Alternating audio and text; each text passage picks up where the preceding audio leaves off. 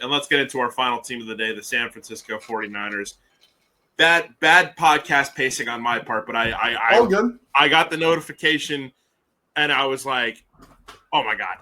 So, yes, you were right. Brian Robinson is now a San Francisco 49er. He was traded from the Commanders to San Francisco in exchange for a 2026 sixth-round pick. That's obviously via ESPN's Adam Schefter. Wow. All right, let's start off right now. Let's talk about it. What is the impact of the trade for San Francisco? It gives him a good running back behind Christian McCaffrey. And I love Isaac Guerrero, and Jordan James was solid out of Oregon last year, but the health issues are oddly a concern with both of them. So, and CMC has his own injury concerns to go along with that.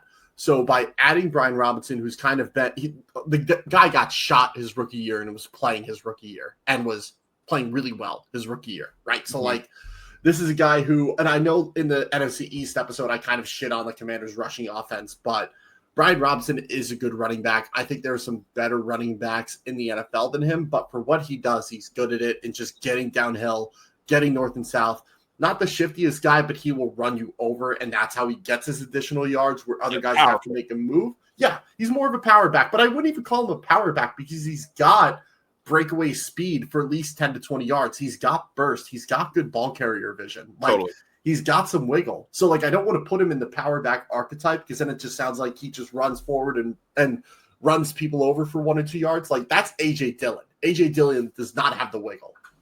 Brian Robinson does, and that's what makes him a good running back rather than just a depth piece running back who's only going to get 5 carries a game and will probably get cut before the season starts, right? That's a tangent, right? But, I think it just gives them another element to this offense where it's not just McCaffrey who can break tackles, but is more of an elusive type receiving type back. Totally. Now you get that ground and pound, really good two-headed diverse attack. I'm going to sneeze. Give me a second. Or maybe not. I don't know. Am I? We'll see. No, I'm not going to sneeze. That's weird. I hate when that happens. But yeah, I think this is a great acquisition. And for the price, that's solid. And I told you my dark horse in Washington, Ja'Cory Krosky-Merritt, they nickname him Bill. Bill is going to be the guy in Washington now. Watch him fly up draft boards. Did anyone take him in your dynasty league? Ja'Cory Krosky-Merritt. I don't think so. If he's a free agent, go get him right now. Yeah. He's a dog. Let's see if someone's got him. And I know all the fantasy buffs are going to be like, oh, well, you shouldn't do that. They have Chris Rodriguez. They have Austin Eckler. Like some rookie who only had good runs in preseason. I'm like, that doesn't matter. His skill set's great. He's been getting hyped up. He's a damn good athlete. And when he was running with the ones, he looked like a starting running back. Yeah, he got scooped up. Yeah, of course he did. Yeah. Tough. But my dynasty draft is Sunday, and I don't want to reach on him, but I might have to now. Yeah, I don't know if we've mentioned this while recording on this podcast, but if you don't play fantasy dynasty football yet, dynasty fantasy football, play it. It's Do it. It's awesome. All right, let's move outside the run game. Big, buttoning that up, big acquisition for the 49ers. Very, very interesting. It's going to be very interesting also when we do our addendum piece for the end of this podcast. For those of you who don't know, who have been listening, obviously, as we see right now, the NFC East pod that we just did, there's going to be some changes from what we've talked about. So we're going to be wrapping everything up right before the start of the season with an addendum podcast where everything that maybe has kind of changed, any rosters, moves, any injuries that have happened, we're going to be talking about it as kind of footnotes for the podcasts that we've already done, and just so we can stay as up to date as possible. And this is kind of this segment is kind of a little bit of a preview of that. Let's get out of the run game and into the quarterbacks. Brock Purdy. People have accused him of being a system quarterback. Obviously, he was Mr. Irrelevant. There's always been talks of what his ceiling could be, but he continues to defy expectations. What could you say about Brock Purdy in this San Francisco 49ers system? A lot of people say he's a system quarterback, like you said, but he is not a system quarterback. He is the system in San Francisco. And everyone freaks out when I say that, but let me just paint a picture for you, right? They've had a plethora of QBs in the Kyle Shanahan era. Namely, Jimmy Garoppolo has been the big name in that kind of bunch. And yeah, he won a lot of games in his starting tenure with the 49ers, but he wasn't nearly as effective or as good of a passer as Brock Purdy is. And where Jimmy Garoppolo had his weaknesses, those are Brock Purdy's strengths. And we're going to get into that as I break down, his efficiency, how he does against pressure, how he gets the ball downfield. Like, you can look at all you want. Oh, he's got Ayuk. He had Debo, George Kittle. They added Christian McCaffrey. They have all these weapons, but then in the same breath, people are saying, oh, Debo's washed, Debo's fat, oh, Ayuk had one good year, George Kittle's old, Christian McCaffrey's injury prone. You can't make both sides of the argument. So I'm going to make a clear argument for you that Brock Purdy is a top 8 quarterback in the NFL and is pushing for top 5. Okay? So since he became the starter at the end of 2022, he is first in EPA per play, first in EPA plus completion percentage over expected composite score, first in adjusted EPA per play, and first in success rate. All top of the league in efficiency analytic categories and playing above expectations. Going further, 5th in completion percentage over expected. People will say, oh, he just thinks in dunks, he just checks it down. Nope, he's tied 8th in air yards. He pushes the ball downfield. He is 2nd. Now we want to go to box score. He is 2nd in passer rating, trailing only Lamar Jackson. And he's over 100 in passer rating, mind you. He's one of only 3 quarterbacks with over 100 passer rating. He's 5th in completion rate. He is 1st in yards per attempt. He is 8.9 yards per attempt. The next closest is 8.1. So he's getting the ball downfield, and he's hitting his guys for big-time yardage. To go with that, since he's been the starter, he's the 5th most pressured quarterback in the NFL in terms of pressure rate, but he is the 4th lowest pressured to sack rate in the NFL in that span. And then against pressure as a passer, he is 6th in adjusted completion percentage, 1st in yards per attempt. He is the 6th lowest turnover-worthy play rate against pressure, and he has the 2nd highest QBR versus pressure. Like, he is a better top 10 claim than Jalen Hurts, Justin Herbert, Kyler Murray, and Baker Mayfield when you look at those numbers alone. And I'm tired of people, like my buddy calls him Brock Turdy. He's not Brock Turdy. He is the reason why San Fran made it back to the Super Bowl and why they were even somewhat good last year is because of Brock Purdy. With all the injuries they had offensively and defensively and how piss poor this offensive line has been, you put any other QB back there besides the big 4, the 49ers are worse in every single year since Brock Purdy's been in the league. And I'm a Cardinals fan. I should not be rooting for the guy. I should hate him. He's our rival.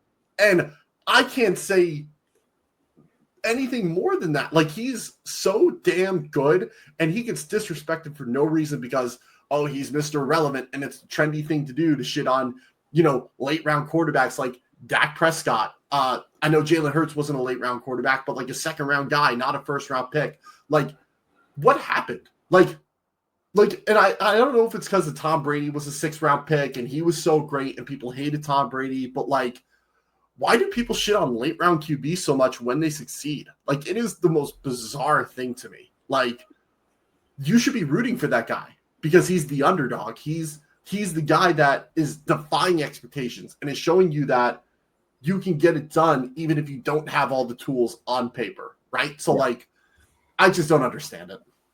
I'm sorry. I can't stop laughing at Brock Turdy. Brock Turdy, man. It's so crazy. Funny. I can't help but laugh every time you say it. There's no kind of better way to shut down an argument, though. You just listed all those. It's kind of like the epitome of sports discussions, right? Where it's like, you just rattle off all these different efficiencies, all these different PFF ratings, all these different highly academic statistic things as to why Brock Purdy is an elite quarterback. And I didn't even bring up PFF at all. I didn't even, and his PFF grades are good. I didn't even bring that up. But you know what I mean? PFF-esque kind of things. You're bringing up all this stuff. It's well, you know what? Brock Turdy. Yeah, Brock Turdy. Okay. That's the problem. It's I have to say 10 to 20 things to show you he's a top 5 quarterback, and you just say one thing and everyone agrees with you because it's funny, and you think he's bad because you see him, throw a pick here and there. His interception rate is pretty high, but everything else showcases that shouldn't be the case. if anything, like if his interception rate was high and he sucked against pressure and he wasn't pushing the ball downfield and he didn't have a high yards per attempt, then I would say, yeah, he's not a good quarterback. But that's the one stat that kind of goes against all of the other 10 to 20 things I just listed where he's great and excels at. And if you don't believe me, watch a full 49ers game and see how the offense evolves from the start of the game to the end of the game. And pick any team you want. Go on NFL Pro, get a free month subscription because you get a free trial. Maybe it's only for a week, but just pull up Brock Purdy passing and just look at his passing. Look at his passing when he's pressured. Like, he mitigates pressure better than almost any quarterback in the league. Like, he is very good, and I'm tired of people pretending that he's not. Yeah, absolutely. I agree with you. I think Brock Purdy's great.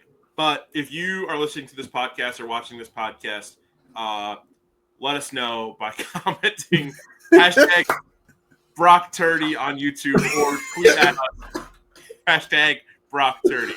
Please. Oh man. That's too funny. the defense. Sorry, I had to. Let's talk about the defense and former Jets head coach Robert Saleh. Obviously, Robert Saleh is kind of a homecoming for him because he spent some time here as the defensive coordinator from 2017 to 2020. Obviously, one of those years was the year that they went to the Super Bowl and lost the first of the 49ers Super Bowls against the Chiefs. So what can Robert Saleh do back in San Francisco that he couldn't really get done in New York?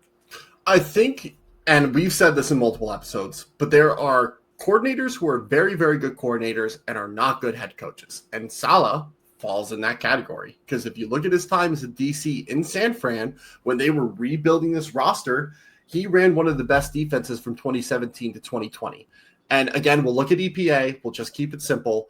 10th in EPA per play allowed, 14th in EPA per dropback allowed, and 6th in EPA per rush. And once he had his full-fledged defense the way he wanted in 2019 and 2020, they were top 5. They were 3rd in EPA per play allowed, 4th in dropback, and 4th in rush EPA allowed. Like, they were awesome once he had his full defense. And not that this defense is where it should be, but they are deep in a lot of critical areas between veterans, rookies, free agents.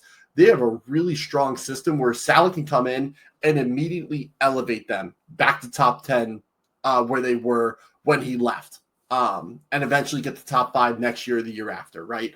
So, and just listing off some of the guys, obviously Fred Warner, the best linebacker in the league.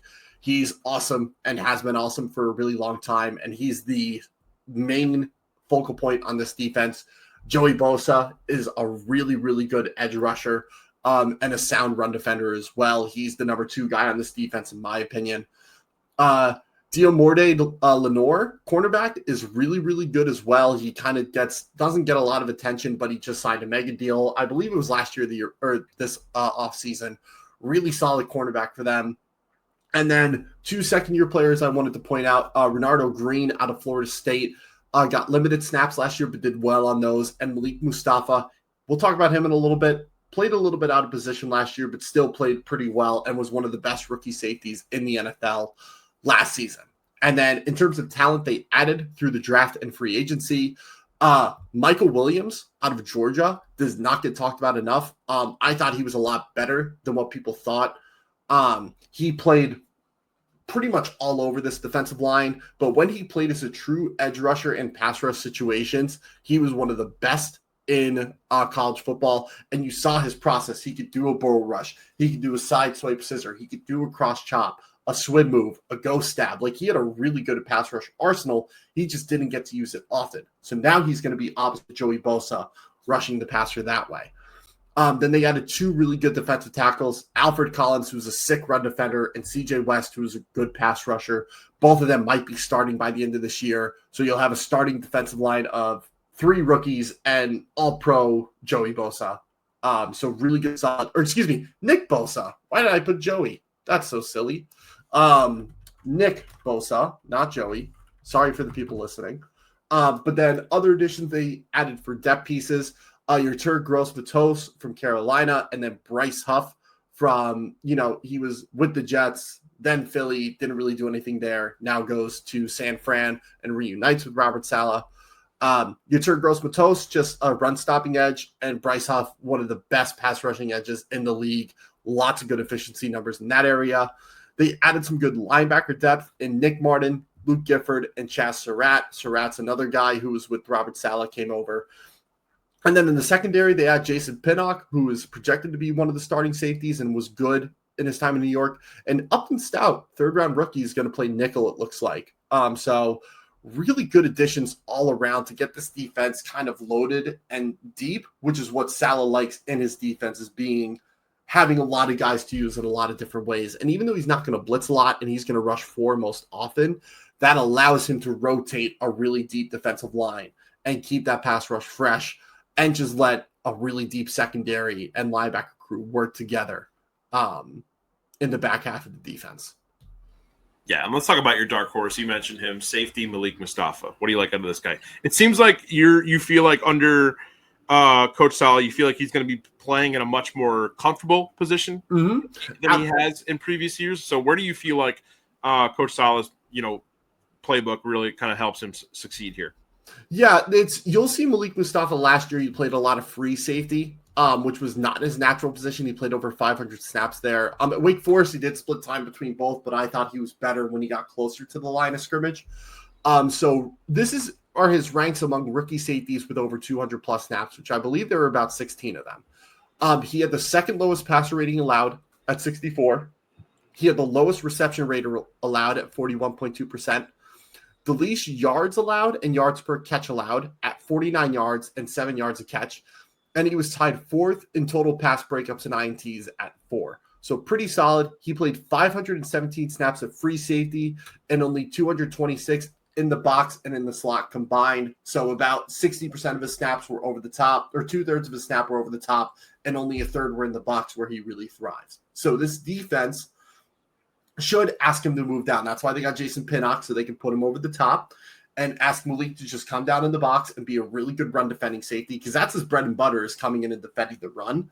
And as a free safety, you don't really get a chance to do that. And also just what you're looking at changes, whereas free safety, you're looking at the quarterback and you're taking a backpedal drop straight most of the time. In the box, you're reading tight ends, receivers, running backs, and you're taking more lateral drops. And that's what he excels at. He's really good at phasing through routes on those cover 3, cover 4 style drops that I think he's going to thrive in this type of defense that is going to rely on cover 3 and cover 4 a heavy amount, as is Robert Saleh's bread and butter. And he's pretty okay in man coverage too if they ever needed him to lock up on a tight end or a slot or a running back out of the backfield. He's got some chops there.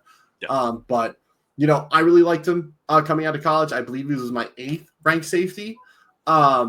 But with this fit being more in the box, I think he'll play a little bit better than that projection. Absolutely. And then finally, the burning question. It's a little, we had a different burning question but it was not taking into account the Brian Robinson acquisition. Yeah, of course. That's fine. So for you, I think I could just tweak a little bit. Does the Brian Robinson acquisition kind of level out this offense and allow it to succeed in giving Brock Purdy enough kind of room to – enough targets, and then just kind of enough room to kind of breathe on this offense? I think level out is the perfect way to describe it. It's going to make them more balanced, and they're not going to be passing a lot to begin with because Brandon Ayuk's out. George Kittle, obviously on the opposite side of 30. Ricky Pearsall is going to be the starter, and they've had a lot of wide receiver injuries during camp. Like, if we go look at their roster, they also traded for Sky Moore, which I know, like, Sky Moore is kind of like, a laughing point at this point, but, can provide at least something. But if we look at their starting receiver room as of right now, Ricky Pearsall, who is first-round rookie coming off a decent year, Juwan Jennings, who I like but is in a contract dispute and probably won't play week 1, and then Brandon Ayuk, who's obviously hurt until halfway through the year. The depth behind them, Russell Gage is out. Jordan Watkins, their 4th-round rookie this year, is out. Jacob Cowing has an injury bug going on. He was a 4th-round rookie last year.